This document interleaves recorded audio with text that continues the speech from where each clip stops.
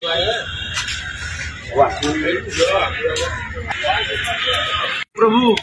आम पंचकोशी लोक आम जया होटेल को जाकि आम भूल करूँ आमको प्रभु आमको क्षमा कर पंचकोशीवासी क्षमा कर जे आम किसी जानी जी जो अच्छा जया होटेल को जाइंट आर पाचिति कौटी ना कौटी करूँ आम जगन्नाथ पाखे आत्मसमर्पण करुँ आम खाइचु आम आज्ञा आज पाचिति होइचु आ जगन्नाथ पाक जीवु लोकनाथ दर्शन करूँ आम आज नरेन्द्र आज्ञा नंडालु कालेन्द्रेश्वर पाखे जय जगन्नाथ।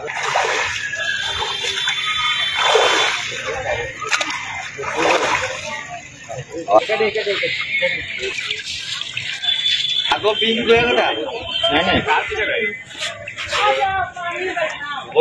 जय जगन्नाथ। गोरु मुत गोबर पानी पीके आम आज पूरी पवित्र आज पूरी अशिक्षित आम आज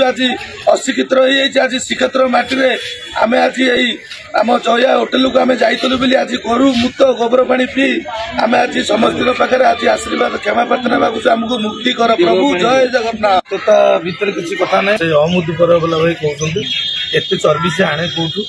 आउ समस्ते जो फैमिली जो मैंने कस्टमर जाते समस्ते कहते आमको चर्बी दिए तेणुक चर्बी से एत प्रचुर भाव में आने कौटू समस्त आम यहाँ स्पष्ट भाव में जानी सारे आम मन को पाप छुँचु जहाँ मन को पाप छुँचु से करूँ आम जगन्नाथ प्रेमी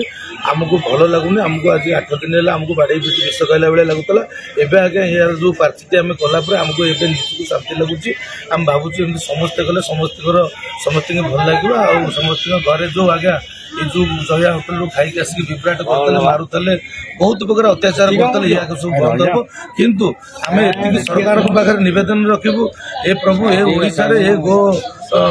मांस केमिति कटु आर पुनर्बार केमिति आपको जमती कौन क्षेत्र में कौ मैंने जमी न देखु आर तुरंत कार्यानुष्ठान आम जगन्नाथ अच्छा आम समस्ते दोषी हेलु आम क्षमा प्रार्थना जय जगन्नाथ प्रभु आमको मुक्ति कर जय जगन्नाथ।